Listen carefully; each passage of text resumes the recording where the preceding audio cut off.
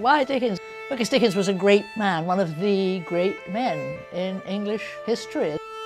What makes his life so interesting is that he wrote these extraordinary novels, wonderful plots, and his own life, which he kept to himself, is just as interesting as any of his novels, in fact in some ways more interesting.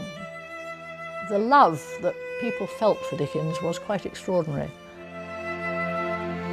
He was a very good man and he did good works and he cared about being good. And then at some point in his life he sort of became bad and behaved badly. And this was terrible for him.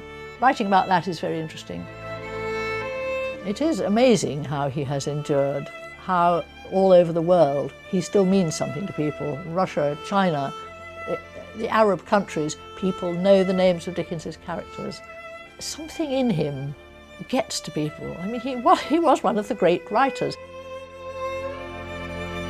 He had an imagination which threw up ideas, and an idea would come to him, and then he would get restless and he would go out walking alone while this idea developed. I mean, you can see it. It was a sort of like magic almost.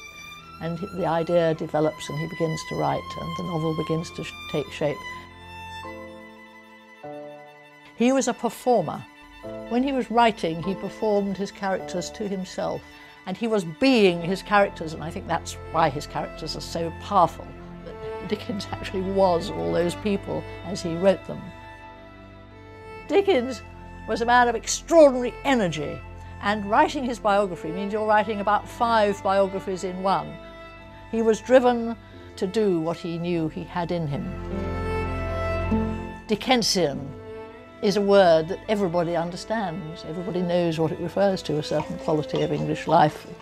Because actually in each book he creates this powerful world which people respond to, fresh and newly imagined.